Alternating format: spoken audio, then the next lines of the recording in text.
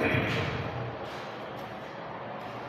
الحمد لله نحمده ونستعينه ونستغفره ونؤمن به ونتوكل عليه ونعوذ بالله من شرور أنفسنا ومن سيئات أعمالنا من يهده الله فلا مضل له ومن يضلل فلا هادي له وأشهد أن لا إله إلا الله وحده لا شريك له لا ند له ولا ضد له ولا مثل له ولا مثيل له وأشهد أن محمدا عبده ورسوله أما بعد فقد قال الله تعالى في كلامه المجيد أعوذ بالله من الشيطان الرجيم بسم الله الرحمن الرحيم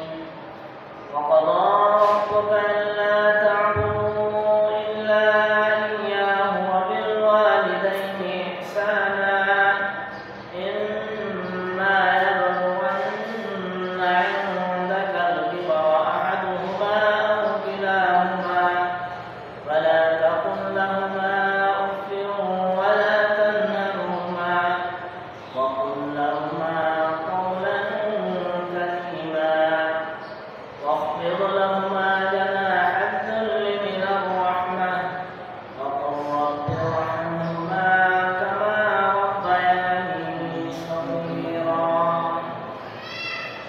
وعن عبد الله رضي الله تعالى عنه قال قلت يا رسول الله أي العمل أفضل عند الله؟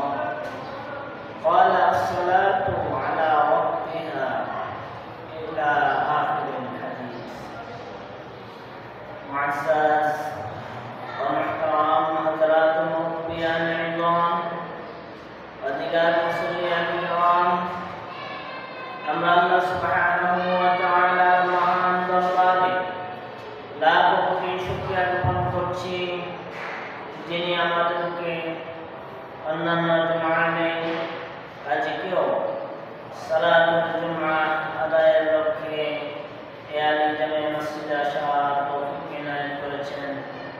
সেজন্য সকলে অন্তরঙ্গ স্থলতে বলি আলহামদুলিল্লাহ। অসংখ্য অগণিত দরুদ ও সালাম বর্ষিত হোক মানবতার মুক্তির দূত সর্বকালের সর্বশ্রেষ্ঠ মহামানব সাইয়্যিদুল মুরসালিন খাতামুন নবিয়্যিন মুহাম্মদ আরবি সাল্লাল্লাহু আলাইহি ওয়াসাল্লাম। সবাই বলুন আল্লাহুম্মা সাল্লি আলাইহি ওয়া আল্লাহুম্মা বারিক আলাইহি। প্রিয় উপস্থিতি, আজকে আমাদের সালাতুল জুমআর খুতবার বিষয় হচ্ছে প্রথম চরিত্রের তৃতীয় পর্ব, পরিবারের সাথে সদাচরণ। পরিবারের সাথে সদাচরণ সম্পর্কে এক গুরুত্বপূর্ণ তথ্য আলোচনা পেশ করার প্রয়াস চালাবো ইনশাআল্লাহ। ওয়া তাওফীকি ইল্লা বিল্লাহ আলাইহি তাওয়াক্কালতু ওয়া ইলাইহি। প্রিয় উপস্থিতি, পরিবারের সাথে সদাচরণ একদিকে বিষয়টি যেমন গুরুত্বপূর্ণ, ঠিক তদ্রূপভাবে পরিবারের সাথে সদাচরণের গুরুত্ব অপরিসীম। পবিত্র কোরআন ও হাদিসে পরিবারের সাথে সদাচরণের বিষয়ে অত্যাধিক গুরুত্ব দেওয়া হয়েছে। তাই আজকে বিষয়টি নিয়ে আলোচনা করা আমাদের খুব জরুরি একটা বিষয়। এই জন্য আসুন আজকে আমরা পরিবারের সাথে সদাচরণ সম্পর্কে কোরআন সুন্নাহ কি বলে সে বিষয়ে জানার চেষ্টা করি। শুরুতে আমাদের জানা দরকার পরিবার বলতে কি বোঝায়। পরিবার বলতে পিতা মাতা, তারপর সন্তান সন্ততি, স্বামী স্ত্রী, এদেরকে নিয়ে যে সংসার গঠিত হয় সেটা হচ্ছে পরিবার। তো পরিবারের সাথে হৃদ্যতা, পরিবারের সাথে সদাচরণ, পরিবারের সাথে ভালো ব্যবহার, এই জিনিসের গুরুত্ব যে কী পরিমাণে বর্ণিত হয়েছে আজকের আলোচনা থেকে আমরা বুঝতে পারি। একদিকে আল্লাহ সুবহানাহু ওয়া তাআলা পরিবারের সাথে সদাচরণ সম্পর্কে অত্যাধিক গুরুত্ব দিয়েছেন, আবার অপরদিকে হাদিসে রাসূলুল্লাহ সাল্লাল্লাহু আলাইহি ওয়াসাল্লাম বিষয়টিকে অত্যন্ত জোরালোভাবে বর্ণনা করেছেন। তাই পরিবারের সাথে সদাচরণ আমরা কিভাবে করব সে বিষয়ে আমাদেরকে জানতে হবে। প্রিয় উপস্থিতি, পরিবার আল্লাহ সুবহানাহু ওয়া তাআলার পক্ষ থেকে আশ্চর্য ধরনের একটা গঠন প্রণালী। আল্লাহ সুবহানাহু ওয়া তাআলা হযরত আদম আলাইহিস সালামকে দুনিয়াতে প্রেরণ করার পরেই তিনি হাওয়া আলাইহিস সালামকে সৃষ্টি করে যাতে করে পরিবার তৈরি হতে পারে সেজন্য সেই ব্যবস্থা করে দিয়েছে। হাওয়া আলাইহিস সালামকে সৃষ্টি করে আদম আলাইহিস সালামের সাথে বিবাহ বন্ধনে আবদ্ধ করানো, পর্যায়ক্রমে তাদের থেকে সন্তান সন্ততি হলো, এভাবে দেখা গেল পারিবারিক ধারা শুরু হয়ে গেল। তো আদম আলাইহিস সালাম থেকে শুরু করে দুনিয়ার শেষ পর্যন্ত অর্থাৎ কাল কিয়ামতের আগ পর্যন্ত সেই ধারা অব্যাহত থাকে। পারিবারিক ব্যবস্থাপনা আল্লাহ সুবহানাহু ওয়া তাআলার একটা সিস্টেম, আল্লাহ সুবহানাহু ওয়া তাআলার একটা মাধ্যম। এই দুনিয়াতে মানুষ যেন সুন্দরভাবে সুষ্ঠুভাবে চলাচল করতে পারে, বাঁচতে পারে, এজন্য আল্লাহ তাআলা এত সুন্দর একটা সিস্টেম তৈরি করে দিয়েছেন। পক্ষান্তরে আজকে আমাদের দেশসমূহে বা বৈদেশিক অবস্থানে দেখতে পাবেন কিছু সংখ্যক লোক রয়েছে যারা পরিবার প্রথাকে শেষ করে দিতে চায়। আল্লাহ সুবহানাহু ওয়া তাআলা যেখানে পরিবার প্রথা চালু করে দিয়েছেন এবং কাল কিয়ামত পর্যন্ত এর ধারা অব্যাহত থাকবে বলে ঘোষণা দিয়েছেন, সেই ধারাকে এক শ্রেণীর লোকেরা ধ্বংস করার জন্য অপপ্রয়াসে লিপ্ত আছে। তো যাই হোক, তো পরিবার আল্লাহ সুবহানাহু ওয়া তাআলার দেয়া একটা নিয়ামত। আল্লাহ তাআলা এই নিয়ামত আমাদের জন্য সুবিন্যস্তভাবে সুন্দরভাবে তিনি আমাদের জন্য দান করেছেন। তো এখন পরিবার বলতে আমরা তো বুঝতে পারলাম যে একেবারে নিকট আত্মীয় যারা, তাদেরকে নিয়ে যে সংসার গঠিত হয়, এদের সমষ্টিগত বিষয় হচ্ছে পরিবার। তো পরিবারের প্রধান অর্থাৎ যাদের মাধ্যমে আমরা এই দুনিয়াতে এসেছি, পরিবারের একেবারে প্রধান অর্থাৎ পিতা মাতা। পিতা মাতা পরিবারের প্রধান। পিতা মাতার মাধ্যমেই কিন্তু আমরা এই দুনিয়াতে আসতে পেরেছি, আল্লাহ সুবহানাহু ওয়া তাআলা আমাদেরকে এনেছেন। এখন তো এই পরিবারের যে সবচেয়ে গুরুত্বপূর্ণ ব্যক্তিত্ব পিতামাতা। তো শুরুতেই আমরা পিতামাতার সম্পর্কে কি আচরণ করতে হবে সে বিষয়ে কি জানার চেষ্টা করব। তো দেখেন আল্লাহ সুবহানাহু ওয়া তাআলা পিতামাতার সাথে কিরূপ আচরণ হবে এর বর্ণনা তিনিই আমাদেরকে শিক্ষা দিয়েছেন। আল্লাহ সুবহানাহু ওয়া তাআলা সূরাতুল লুকমানের 15 নম্বর আয়াতে বলেন, ওয়াসাইনাল ইনসানা বিওয়ালিদাইহি হামালাতহু উম্মুহু কুরহান আলা কুরহ। আমি মানুষদেরকে ওসিয়ত করেছি। কে বলছেন? স্বয়ং আল্লাহ সুবহানাহু ওয়া তাআলা বলছেন, ওয়াসাইনাল ইনসানা, আমি মানুষদেরকে ওসিয়ত করেছি বিওয়ালিদাইহি, তাদের পিতামাতা সম্পর্কে। পিতামাতা সম্পর্কে আমি ওসিয়ত করেছি। কি ওসিয়ত করেছি? হামালাতহু উম্মুহু ওয়াহনান আলা ওয়াহন। মানুষদেরকে লক্ষ্য করে বলছেন, হে মানুষেরা, তোমাদের যে পিতামাতা রয়েছে, তোমাদেরকে জন্মদানের ক্ষেত্রে তারা একের পর এক কষ্ট সহ্য করেছে। হামালাতহু উম্মুহু আলা বিশেষ করে মা মা যখন সন্তানকে গর্ভধারণ করেছে, গর্ভ অবস্থায় তার কিরূপ কষ্ট হয়েছে যে মা সেই বুঝে।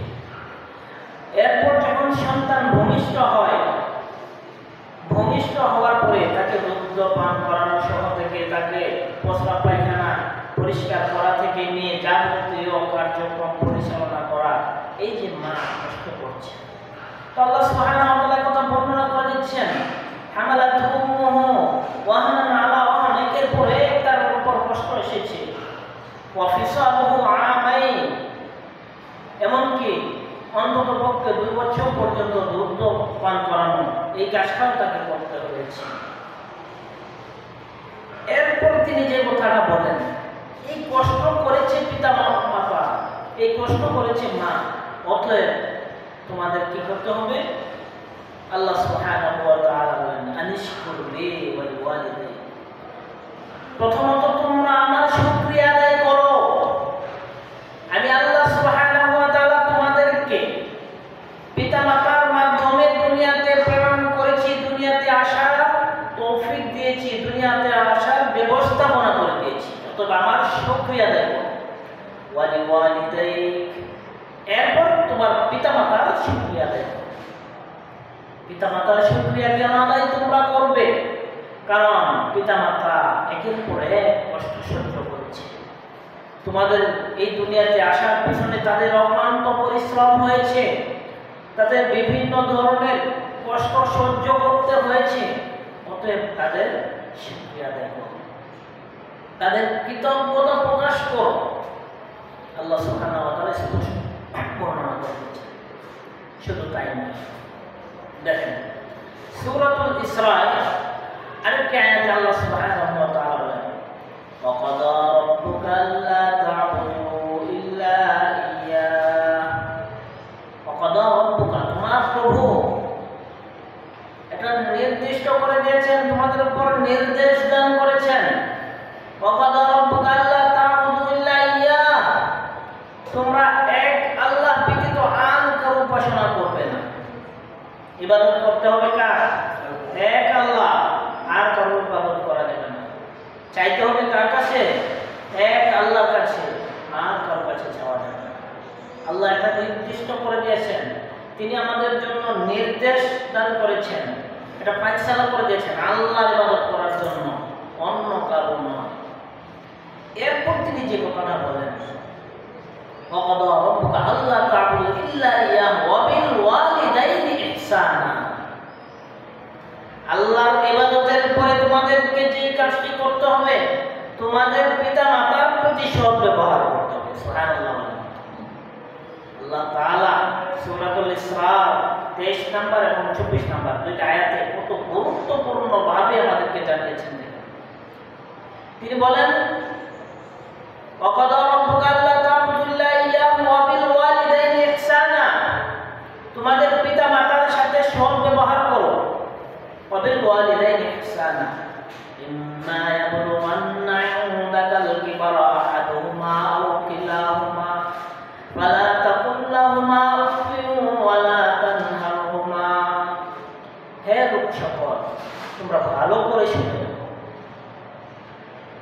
তোমাদের পিতামাতার উভয়ে অথবা কোনো একজন যদি বার্ধক্যে উপনীত হয়, যদি উভয়ে পিতামাতা উভয়ে যদি জীবিত থাকে, তারা বৃদ্ধ হয়ে যায়, অথবা দুইজনের যে কোনো একজন, হোক পিতা অথবা মাতা, দুইজনের একজন, একজন নেই দুনিয়াতে আরেকজন আছে, আল্লাহ সুবহানাহু ওয়া তাআলা ভেঙে ভেঙে বলে দিচ্ছেন, ইম্মা ইয়াবলুগান্না ইনদাকাল কিবারা আহাদুহুমা আও কিলাহুমা ফালা তাকুল লাহুমা উফফিন ওয়া লা তানহারহুমা, পিতামাতার সাথে তোমরা উফ শব্দটিও করবে।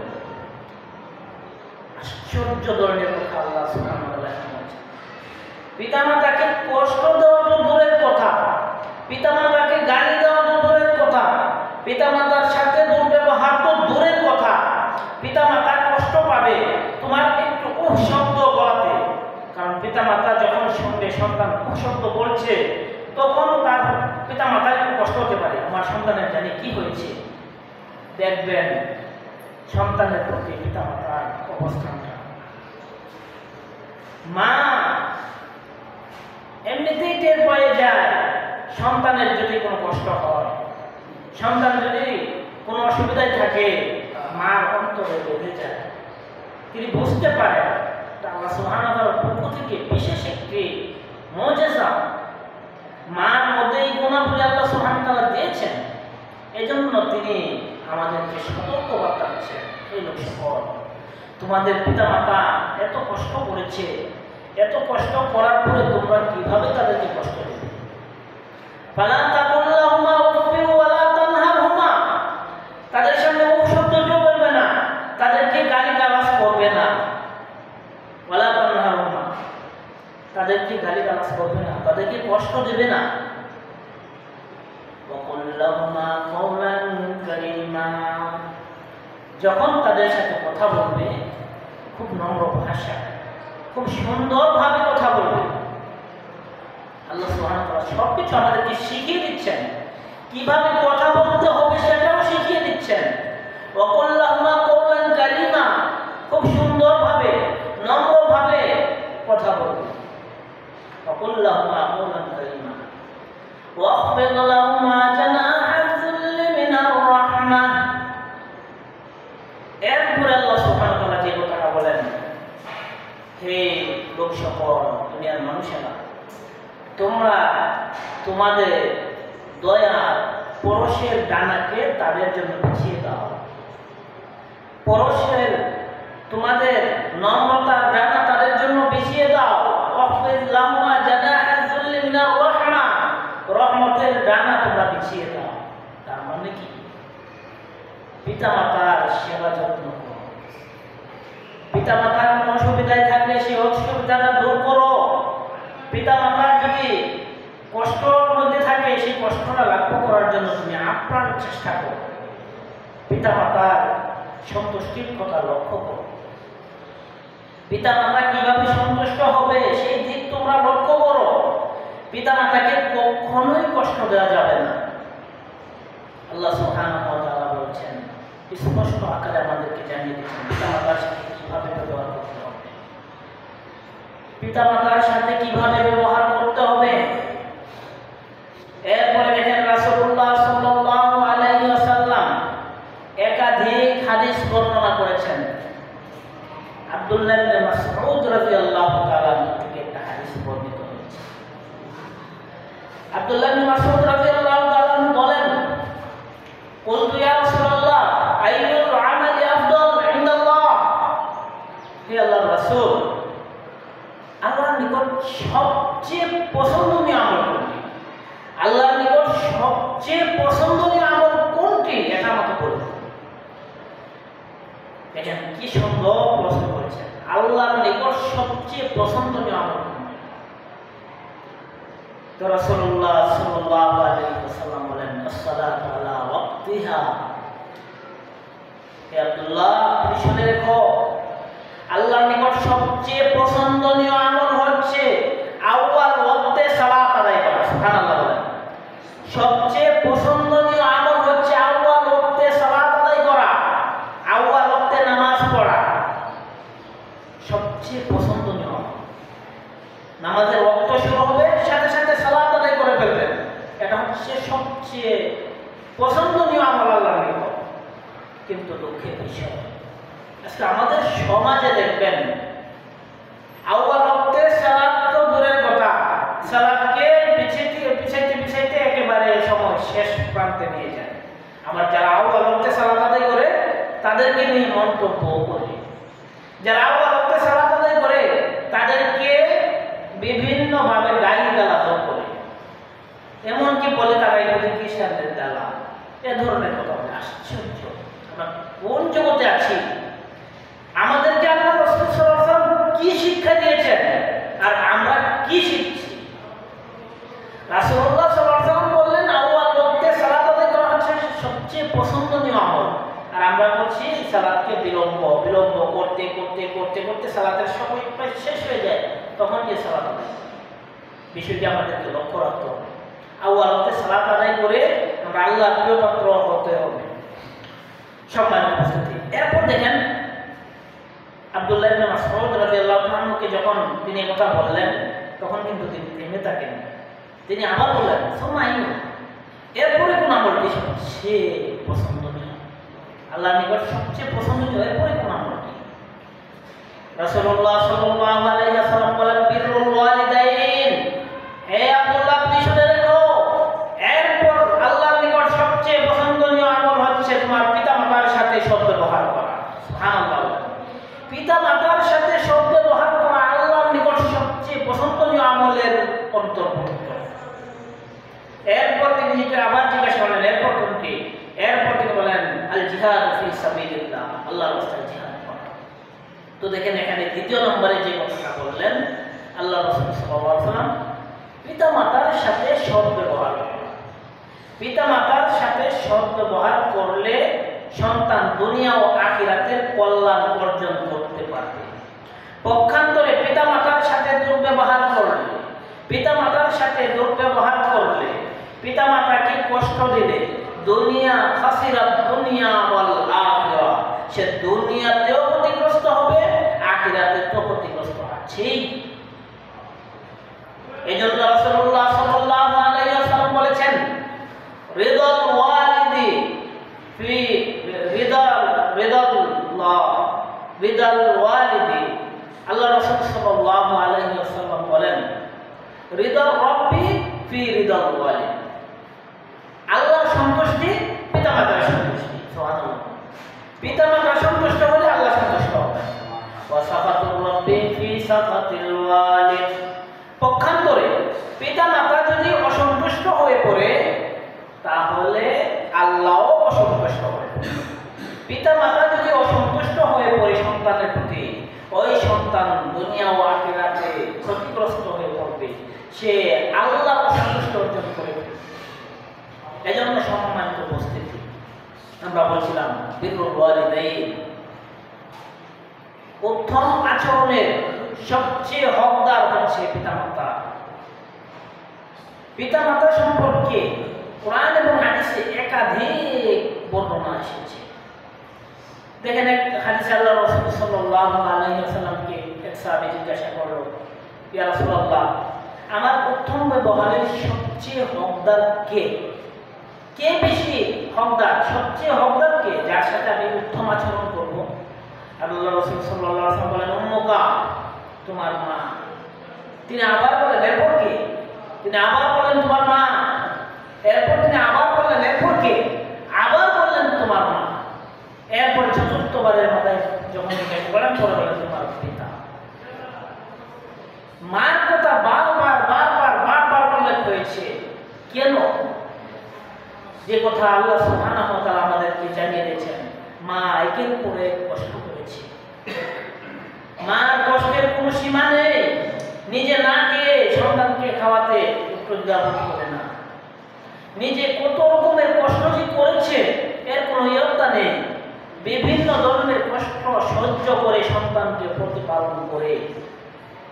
কিন্তু দুঃখের বিষয়, আজকে আমাদের সামাজিক অবস্থা কোথায় গিয়েছে, যেখানে পরিবারের অন্যতম এবং প্রধান সদস্য পিতামাতা, তাদের সাথে উত্তম আচরণের কথা কোরআন হাদিসের সর্বপ্রথম আকারে বর্ণনা করা হয়েছে। আজকে আমাদের অবস্থাটা কোথায়? আমরা পিতামাতার সাথে কিরকম আচরণ করি? পিতামাতা যে আমাদের জন্য এত কষ্ট করলো, আমাদের অবস্থানটা কোথায়? আমরা কি তাদের সাথে সদ্ব্যবহার করছি? সমাজের দিকে যদি তাকায় তাহলে দেখা যাচ্ছে অধিকাংশ লোক পিতামাতার নাশকরি করে, অধিকাংশ লোক পিতামাতাকে কষ্ট দেয়, অধিকাংশ লোক পিতামাতার সাথে দুর্ব্যবহার করে, অধিকাংশ লোক পিতামাতার সাথে আচরণ খারাপ করে। আমাদের চোখের সামনে এগুলো করছে, কিয়ামতের আলামত প্রকাশ পাচ্ছে। নিজের আপন পিতাকে বিভিন্নভাবে কষ্ট দিচ্ছে, হয়রানি করছে, এমনকি পিতাকে হত্যারও ষড়যন্ত্র অনেকে করছে। আপনারা হয়তো শুনেছেন বা শুনেন, পত্র-পত্রিকায় দেখেন, খবরাখবর দেখেন, একাধিক ভাবে এইসব ধরনের ঘটনা দৈনন্দিনই ঘটছে। মার সাথে দুর্ব্যবহার করছে, মাকে ঘর থেকে ওদেরকে ধাক্কা দিয়ে বের করে দিচ্ছে। এমনকি কোনো কোনো ক্ষেত্রে মাকেও হত্যা করে ফেলছে, পিতাকে হত্যা করে ফেলে, মাকে হত্যা করে ফেলে। কোন সমাজে আজকে আমরা বসবাস করছি? আমাদেরকে আল্লাহ সুবহানাহু ওয়া তাআলা কি শিখিয়েছেন আর আমরা কোথায় আছি? মা বাবা এত কষ্ট করে দিচ্ছেন, এত কষ্ট করার পরে মা বাবার মূল্যায়নটা আমরা বুঝি না। মা বাবার মূল্যায়ন না বোঝার কারণে আজকে মা বাবার সাথে দুর্ব্যবহার করছে। আবার অনেকেই দেখা যাচ্ছে স্ত্রীর কথা শুনতে গিয়ে মাকে বিভিন্নভাবে কষ্ট দিচ্ছে। তো এভাবে একের পর এক মার সাথে দুর্ব্যবহার চলছে, পিতার সাথে দুর্ব্যবহার চলছে। তো নিজের পরিবারের অন্যতম সদস্য যারা, তাদের সাথে আমরা দুর্ব্যবহার করে ফেলছি। সম্মানিত উপস্থিতি, তো পরিবারের সাথে সদ্ব্যবহার কোরআন এবং হাদিসে একাধিক সূত্রে বর্ণিত হয়েছে।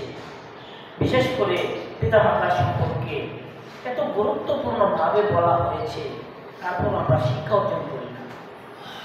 শেষ পর্যন্ত যখন মা বাবা দুজনের কেউ মারা যায়, তখন হয়তো একটু অনুভূতি আসে। বেঁচে থাকতে কদর বুঝি না মা বাবা, বেঁচে থাকা অবস্থায় মা বাবার খেদমত করতে পারি না, বেঁচে থাকা অবস্থায় মা বাবাকে সম্মান করতে জানি না, মা বাবার মূল্যায়ন করতে জানি না। আমাদের সমাজটা এরকমই চলছে। যখন মারা যায় তখন হয়তো একটু অনুভূতি আসছে, হ্যাঁ কি করলাম, পিতা মাতাকে তো কিছুই করতে পারলাম না, আমার তো করা উচিত ছিল। তখন অনুভূতি আসলে কি আর কাজ হবে? সেই খেদমতটা করতে পারবো না, আর সুযোগ নেই পিতা মাতার খেদমত করে জান্নাতে যাওয়া। যেখানে আল্লাহ রাসূল সাল্লাল্লাহু আলাইহি ওয়াসাল্লাম বলেছেন, মায়ের পায়ের নিচে হচ্ছে সন্তানের জান্নাত, মায়ের পায়ের নিচে সন্তানের জান্নাত। তার মানে মাকে, পিতা মাতার খেদমত করতে পারলে, মার খেদমত করতে পারলে সহজেই জান্নাতে যেতে পারবে। সেই খেদমত থেকে আমরা অনেকেই বঞ্চিত। সম্মানিত উপস্থিতি, এজন্য এরপরও আল্লাহ সুবহানাহু ওয়া তাআলা একটা অপশন রেখেছেন। কেউ যদি তার পিতা মাতাকে হারিয়ে ফেলে, দুনিয়াতে থাকা অবস্থায় তাদের কদর করতেই পারে নাই, যে কোনো কারণে করতে পারে নাই, কিন্তু মারা গেছে, মারা যাওয়ার পরে এখন তার করণীয় সে সম্পর্কেও আল্লাহ সুবহানাহু ওয়া তাআলা আমাদেরকে শিক্ষা দিয়েছেন। পিতা মাতা যদি মারা যায়, সন্তান জীবিত অবস্থায় কদর করতে পারেনি, তো মারা যাওয়ার পরে আল্লাহ সুবহানাহু ওয়া তাআলা যে শিক্ষাটা আমাদেরকে দিয়েছেন, এই সন্তানরা তোমরা পিতা মাতাকে ভুলে যেও না। পিতা মাতা তোমাদের জন্য যেই ত্যাগ তিতিক্ষা স্বীকার করেছেন সেগুলো ভুলে যেও না। পিতা মাতা যে কষ্ট অনুভব করেছেন সেই কষ্টের কথা তোমরা ভুলে যেও না। যখন তারা মরে গেছে, এখন তোমাদের কর্তব্য কিন্তু শেষ হয়নি, এখন তোমাদের নতুন দায়িত্ব এসেছে।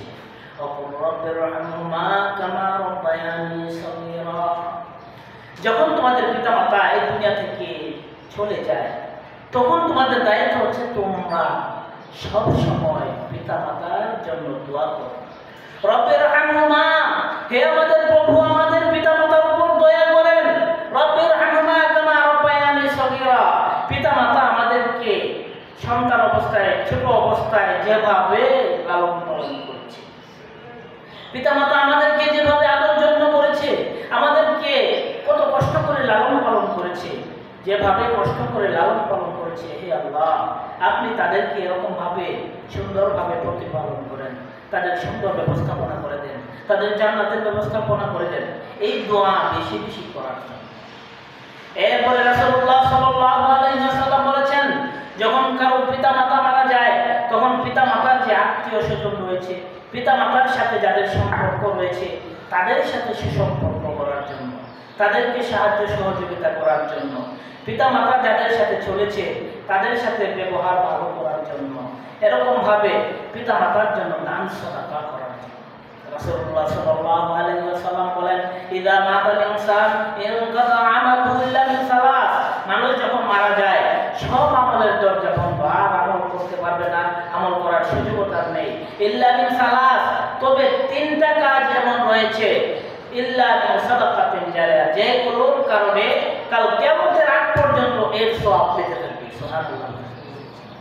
এজন্য পিতা মাতার নামে যদি কেউ সদকা করেন, সেই সদকাটা পিতা মাতার নামে এই সদকায়ে জারিয়া হতে থাকবে। আল্লাহ রাসূল সাল্লাল্লাহু আলাইহি ওয়াসাল্লাম বলেন, ইল্লা মিন সাদাকাতিন জারিয়া, এক নাম্বার হচ্ছে সাদকায়ে জারিয়া, আও ইলমিন ইউনতাফাউ বিহি, দুই নাম্বার হচ্ছে ইলম, জ্ঞান, কোরআন সুন্নাহর ইলম শিক্ষা অর্জন করা, শিক্ষা দেওয়া, শিক্ষার ব্যবস্থাপনা করে দেওয়া, আও ওয়ালাদিন সালিহিন ইয়াদউ লাহু, এমন সন্তান রেখে যাওয়া যেই সন্তান নেককার হবে, যেই সন্তান পিতামাতার জন্য দোয়া করবে।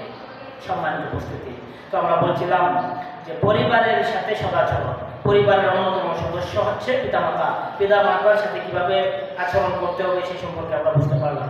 এরপরে পরিবারের যে অন্যান্য সদস্য রয়েছে, বিশেষ করে স্বামী স্ত্রী, একে অপরের জন্য আল্লাহ সুবহানাহু ওয়া তাআলা বিধানই নাযিল করে দিয়েছেন। হুন্না লিবাসুল লাকুম ওয়া আনতুম লিবাসুল লাহুন্না, তারা হচ্ছে তোমাদের পোশাক, তোমরা হচ্ছে তাদের পোশাক, তাদের সাথে আচরণ হবে নমনীয়, তাদের সাথে ব্যবহার হবে ভালো।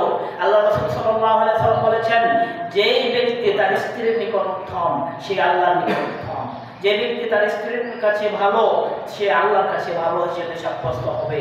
অতএব স্বামী স্ত্রী একে অপরের সাথে ভালো ব্যবহার করবে, স্বামী স্ত্রী একে অপরের সাথে দুর্ব্যবহার করবে না। কিন্তু আমাদের সমাজ চলছে ভিন্ন করতে, সমাজ চলছে কোরআন হাদিসের বহির্ভূত কার্যক্রমে, সমাজের প্রত্যেকটা কাজে দেখবেন কোটা করতে চলছে। এরপর দেখেন সন্তান সম্পত্তি সম্পর্কে আল্লাহ রাসূল সাল্লাল্লাহু আলাইহি ওয়াসাল্লাম কত গুরুত্বপূর্ণভাবে বলেছেন, সন্তানদেরকে আদব শিক্ষা দিতে হবে, সন্তানদেরকে ধর্মীয় শিক্ষা দিতে হবে। আর আজকে আমরা কি করছি? আমাদের সন্তানদেরকে কিভাবে গড়ে তুলছি? আজকে আমাদের সন্তানগুলো বেয়াদব হচ্ছে, আজকে আমাদের সন্তানগুলো আমাদের কথা শুনছে না, আজকে আমাদের সন্তানগুলো নাফরমান হয়ে যাচ্ছে, বিভিন্ন রঙে রঙে চলছে, বিভিন্ন খেলতামাশায় লিপ্ত হচ্ছে। কিন্তু কোরআন সুন্নাহ জানবে, সেও যে চলবে সেদিকে তাদের প্রস্তুত নেই। এজন্য সন্তানদেরকে আদব শিক্ষা দিতে হবে। আল্লাহ রাসূল সাল্লাল্লাহু আলাইহি ওয়াসাল্লাম সন্তানদের সম্পর্কে বলেছেন, তোমাদের প্রত্যেকের উপর দায়িত্ব রয়েছে, প্রত্যেকের উপর দায়িত্ব রয়েছে। আলা কুল্লুকুম রাঈন ওয়া কুল্লুকুম মাসউলুন আন রাইয়াতিহি, এবং প্রত্যেকেই সেই দায়িত্ব সম্পর্কে জিজ্ঞাসিত হবে।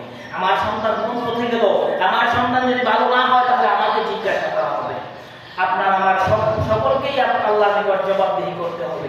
এজন্য পরিবারের প্রত্যেক সদস্যদের সাথে সদ্ব্যবহার এবং প্রত্যেক সদস্যদের যে হক রয়েছে সেগুলো আমরা সকলেই জানার চেষ্টা করব, মানার চেষ্টা করব।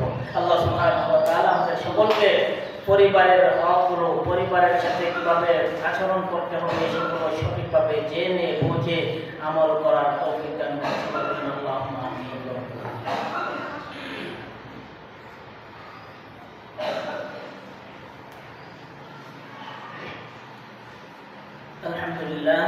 الحمد لله نحمده ونستعينه ونستغفره ونؤمن به ونتوكل عليه ونعوذ بالله من شرور انفسنا ومن سيئات اعمالنا من يهده الله فلا مضل له ومن يضلل فلا هادي له واشهد ان لا اله الا الله وحده لا شريك له واشهد ان محمدا عبده ورسوله اما بعد فقد قال الله تعالى في كلامه المجيد اعوذ بالله من الشيطان الرجيم ان الله وملائكته يصلون على النبي يا أيها الذين آمنوا صلوا عليه وسلموا تسليما اللهم صل على محمد وعلى آل محمد كما صليت على إبراهيم وعلى آل إبراهيم إنك حميد مجيد اللهم بارك على محمد وعلى آل محمد كما باركت على إبراهيم وعلى آل إبراهيم إنك حميد مجيد ربنا ظلمنا أنفسنا وإن لم تغفر لنا وترحمنا لنكونن من الخاسرين ربنا آتنا في الدنيا حسنة وفي الآخرة حسنة